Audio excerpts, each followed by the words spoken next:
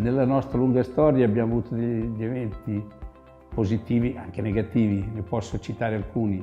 Per esempio, uno positivo, noi all'epoca producevamo materassi per poltronifici, quindi materassi di costo molto basso, prodotto di qualità purtroppo a quei tempi abbastanza limitata, quindi con dei prezzi molto contenuti, quindi anche gli utili erano bassi. Io, non contento di questo, cominciai a sondare se era possibile avere l'apporto di qualche agente importante, qualche rappresentante che potesse divulgare il nostro prodotto e farci crescere. Conobbi una persona di Roma, un rappresentante molto quotato, il quale visitò la nostra piccola attività che nel frattempo era un po' cresciuta e, avendo capito che aveva di fronte delle persone serie e delle persone piene di buona volontà, ci dette credito e cominciò a rappresentarci. Cominciammo, mi ricordo, verso metà anno, il lavoro che produceva lui nel vendere e altri suoi colleghi che si aggiunsero. Mi ricordo che all'epoca noi avevamo un fatturato di circa 300 milioni di lire. Nel giro di un anno, cioè al giugno dell'anno successivo, avevamo raggiunto 3 miliardi delle vecchie lire.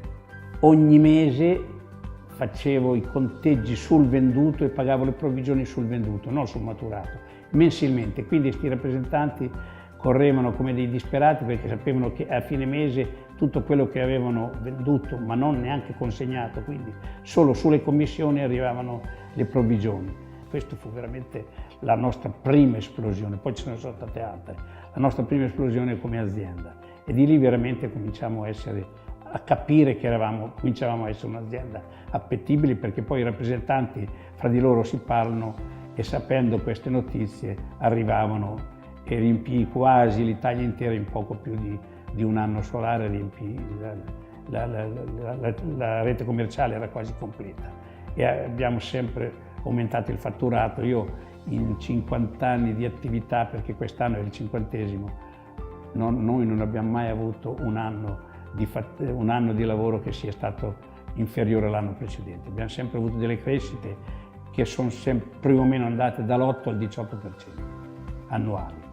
Poi ci sono stati anche momenti negativi e ne ho visti, però non ci siamo mai persi d'animo.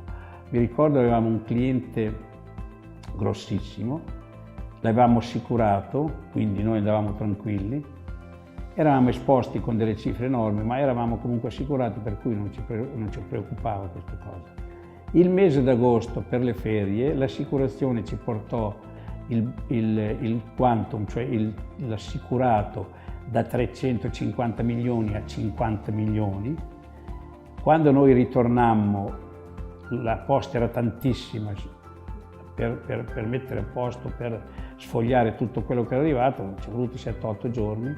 Nel frattempo abbiamo fatto altre consegne, per farla breve, il cliente fallì e noi rimettemmo 430 milioni, che erano tanti, ma tanti per noi. Comunque non ci siamo persi d'animo. Abbiamo continuato a lavorare, abbiamo continuato a tirare forte tutti per lo stesso verso e l'azienda è continuata a crescere, è continuata a progredire.